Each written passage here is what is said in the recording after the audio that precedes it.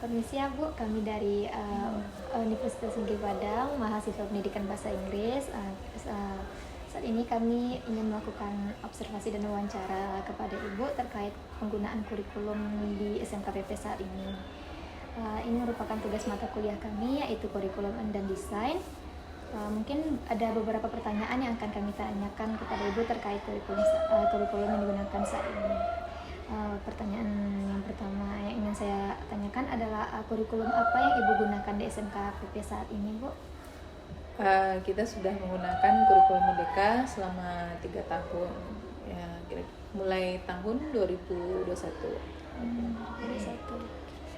Apakah siswa kelas 10, 11, 12 semuanya sudah menggunakan kurikulum Merdeka?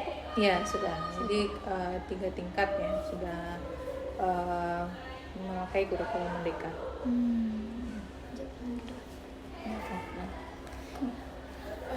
Terus pertanyaan selanjutnya Ibu, apakah siswa dalam proses pembelajaran ini banyak melibatkan siswanya? Maksudnya dalam proses siswa dalam proses pembelajaran ini? Maaf Bu. Apakah dalam proses pembelajaran di kurikulum ini, kurikulum Merdeka ini banyak yang melibatkan siswanya? Iya, semuanya. Banyak daripada kurikulum yang Ibu gunakan sebelumnya. Siapa yang berperan aktif, siswanya atau gurunya untuk kurikulum Merdeka yang diterapkan gitu. di sini? Ya, lebih aktif gitu. Ya, harusnya sama-sama ya. Tidak ada yang lebih karena baik guru maupun siswa tahu dan kenal dengan kurikulum Merdeka, harus kenal dan masuk ke dalam kurikulum Merdeka tersebut. Artinya ya sama-sama, tidak ada yang lebih aktif, sama-sama aktif dua-duanya untuk menyukseskan kurikulum Merdeka, karena dampaknya ya untuk guru itu sendiri, dampak positifnya ya untuk guru itu sendiri dan juga untuk siswanya gitu. Terima kasih Bu untuk pertanyaan selanjutnya. Nah Bu, untuk pertanyaan berikutnya kan di kurikulum Merdeka ini kita dibilang di sini ada pembelajaran berdasarkan diferensiasi berdasarkan karakteristik belajar anak-anak masing-masing. Ada yang audio, ada yang visual, ada yang kinestetik. Nah, di pembelajaran bahasa Inggris yang Ibu ajarkan di kelas, apa saja, bagaimana saja metode yang Ibu terapkan kepada anak-anak yang memiliki gaya belajar yang berbeda-beda tersebut? Kalau untuk mengkhususkan misalnya yang visual, kita kelompokkan dengan yang visual seperti itu biasanya. Ada juga yang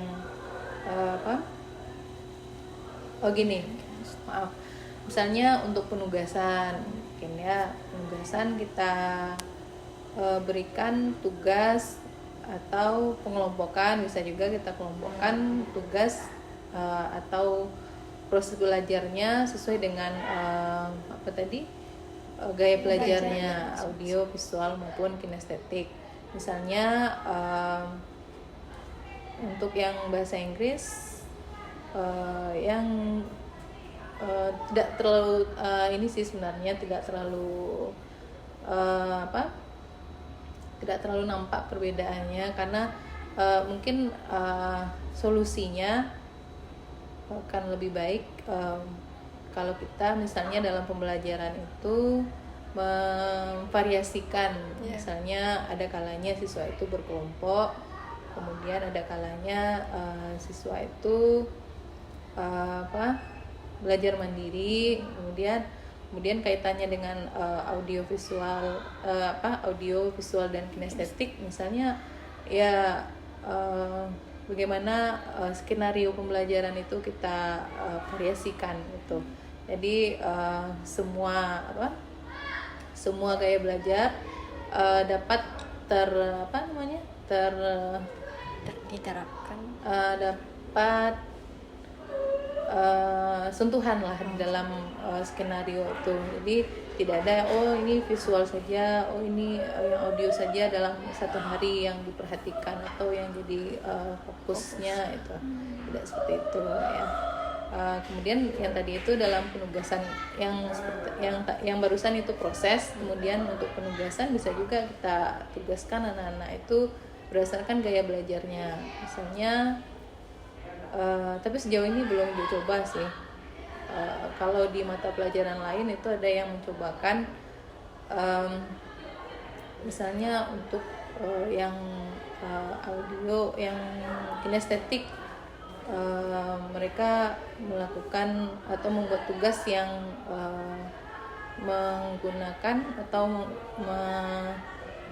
memaksimalkan gerak tubuhnya itu ya, kinestetik itu ya. Nah, ya itu seperti itu kira-kira. Baik, terima kasih Ibu untuk Ya. saran selanjutnya itu saat di kelas itu Ibu mengajar bahasa Inggris itu penggunaan bahasa Inggris saat di kelas itu berapa persen gitu? 60%. 60%. 60%. Bagaimana kalau dengan siswanya Bu? Iya, dengan siswa. Dengan siswanya? Biasanya kalau Ibu gimana ya, dikatakan 60% enggak juga. Bisa jadi itu 100% atau 90% atau 80%.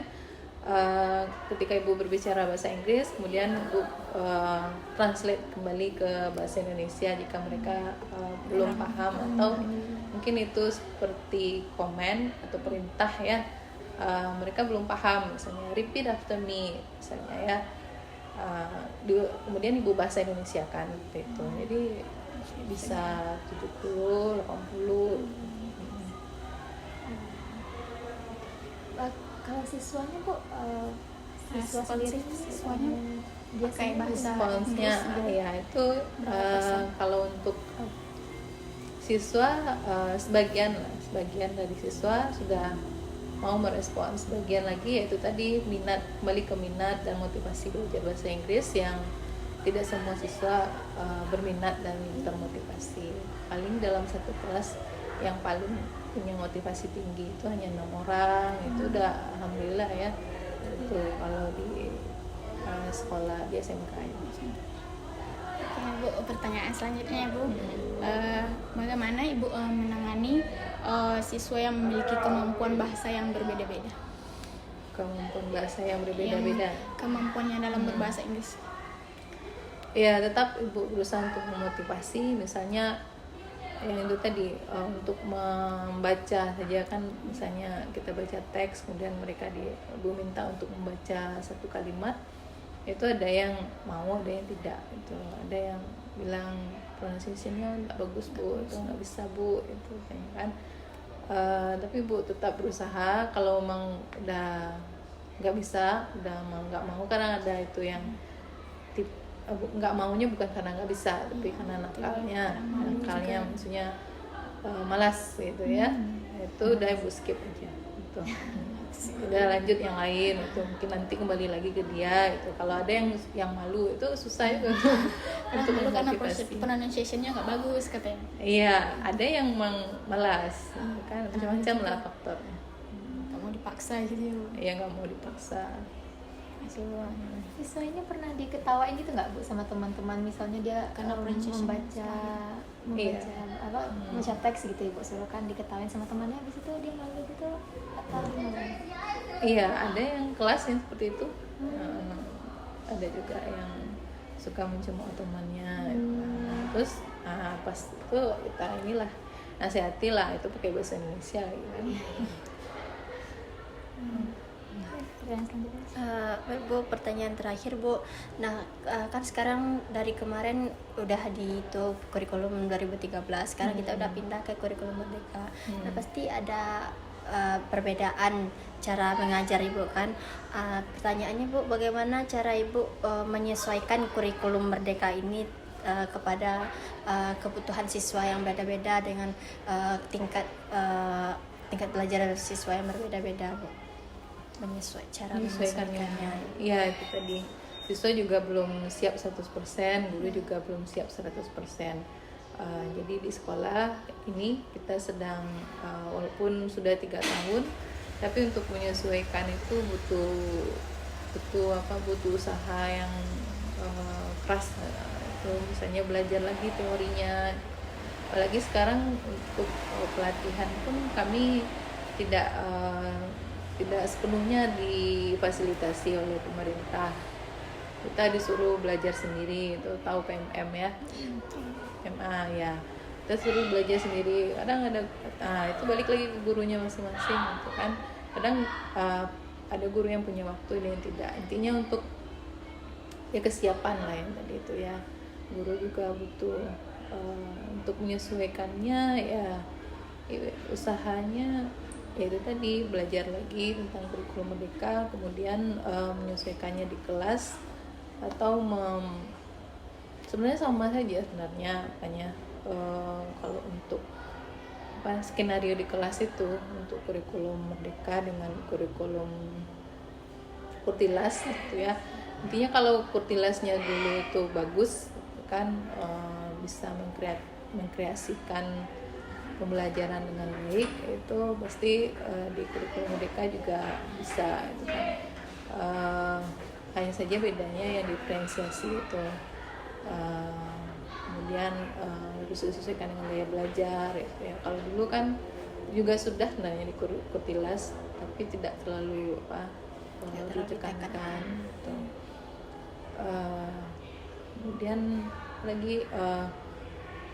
Kemudian apa lagi ya, cara pandang masing-masing orang terhadap kurikulum merdeka itu juga berbeda-beda. Ada yang menganggap kurikulum merdeka itu untuk materi itu, untuk bahasa Inggris itu lebih rumit. Coba Anda lihat nanti di buku teksnya itu lebih rumit teksnya. Jadi kadang-kadang Ibu susah milih ya. Itu tadi disesuaikan lagi. Kalau ya itu merdeka kita, kita merdeka. Kalau dulu itu lagi untuk silabusnya, silabus apa istilahnya sekarang kurikulum merdeka? Udah tahu? Modul ajar, kemudian CP, capaian pembelajaran. CP itu sama dengan ATP ya, ATP yang sama dengan silabusnya, alur tujuan pembelajaran ya. Nah itu sekolah boleh menyusun sendiri materinya. Kalau dulu masih diberikan dinas yang masih kelompok MGMP lah, MGMP ya. Sumatera Barat ya. Kemudian apa lagi bedanya sekarang ini, ujian kan ada yang harus, ada yang tidak. Tidak harus, bukan harus, banyak yang tidak harus, misalnya ujian mid semester tidak harus kan. Ini istilahnya juga berbeda. Kalau nggak ada mid semester itu diganti nggak Bu? Sama tugas kan ada asesmen itu sumatif, itu formatif gitu. Jadi cukup dengan istilah kalau sumatif UH-nya lah. Ya. DPR gitu. Formatif ya. Formatif yang UH ya. Sumatif yang ujian akhir ya. Ya, sumatif. Ya, baca lagi udah lupa. Kemudian apa lagi ya, itu tadi apa tadi? Nanti takutnya apa? Udah ya, udah terjawab ya. Lalu Bu, menurut Ibu Bu, di antara kurikulum yang pernah Ibu terapkan dalam pembelajaran itu, kurikulum mana yang paling efektif untuk pembelajar dan sesuai sama kebutuhan siswa yang di sekolah ini? Efektif yang mana? Yang mana yang harus kita bandingkan? Kurtilas. Boleh Bu, selama Ibu mengajar di SMK Pertanian ini, Kurtilas. kurikulum mana Kurtilas Bu? Kurtilas, enggak, jawabannya. Iya Bu. Bagus sebenarnya, kurikulum merdeka bagus, lebih bagus dibanding Kurtilas. Sesuai dengan kebutuhan siswa juga di sini. Iya, kita bisa menyesuaikan. Kalau dulu guru masih takut di Kurtilas tuh guru takut untuk mengurangi atau misalnya ini siswa di sini kan kemampuannya tidak menengah lah, menengah. Kemudian kadang guru kalau di Kurtilas masih takut itu menurunkan materi gitu kan, kesulitannya gitu. Masih pakai yang misalnya untuk standar standar yang lebih tinggi, padahal siswa tidak sanggup gitu kan. Karena fokus di sini bukan bahasa Inggris ya Bu, fokusnya untuk Maksudnya? kejurukan di sini SMK kejuruan Kejuruan, gitu ya. Jadi emang karena fokusnya nggak bahasa Inggris, kurangnya minat siswa itu mempengaruhi. Ya bisa jadi, karena bisa jadi untuk masa depannya mereka kan lebih cenderung untuk bekerja langsung, tapi sebenarnya bekerja juga harus juga bahasa Inggris. Balik lagi ke motivasi, atau mungkin ibu kurang motivasi ya. Ya kan kalau untuk bekerja mereka butuh TOEIC, TOEIC, ya TOEIC kan, TOEIC. Kalau TOEFL atau apa sekarang IELTS. IELTS ya, IELTS-nya IELTS. masuk negeri. Betul. Kalau TOEIC itu udah berubah ya. Kalau dulu kan TOEIC TOEIC itu untuk kerja, kalau Iya, sekarang kan kerja. SMK anak ke TOEIC juga dulu. Iya, TOEIC. Udah Kalau pernah juga SMA mungkin TOEFL tuh. Ya, SMA sama orang TOEFL. anak kuliah TOEFL gitu. TOEFL ya. SMA juga TOEFL. Iya, SMA Iya, TOEFL. SMA TOEFL. Nah, itu kan sebenarnya sama aja kebutuhan bahasa itu, apalagi bahasa Inggris. Kenapa harusnya semakin lebih baik kan? Semakin tinggi kurikulum yang diterapkan Karena semakin bagus. dianggap sudah biasa itu, udah belajar dari SD itu. Itulah. Itulah. Kalau niat siswa untuk mempelajari bahasa Inggris di SMK ini apa kira-kira Bu? Niat kenapa siswa membutuhkan bahasa Inggris gitu Bu di betul. SMK ini? Kenapa ya tadi Untuk kerja, ya ya. sebenarnya dulu itu ada, sekarang udah hilang lagi kayak programnya. Program apa Viera TOEIC, pernah lah ikut, atau yang dari SMK, dari SMK SMA. ya, SMA ada itu program dari pusat itu. Oh, enggak ikut. Nggak ikut. Ada tuh pokoknya siswa SMK se-Indonesia ini lah diberi kesempatan untuk mengikuti tes TOEIC. Kalau mereka ya inilah dikasih ujian lah ya, TOEIC, ujian TOEIC, tes TOEIC itu. Tapi kalau sampai akhirnya ada yang nanti itu dapat sertifikat, bisa dipakai. Tapi itu tadi kalau di sini masih apa lah, butuhnya itu tadi untuk bekerja, anak Bekerja ya. harusnya. Oh, ya, mungkin sekian dari kami Bu, mungkin pertanyaan yang dapat kami tanyakan. Lalu terima kasih untuk jawaban yang sudah Ibu jelaskan sebelumnya. Terima kasih. Mohon maaf kami mengganggu waktu Ibu juga Bu.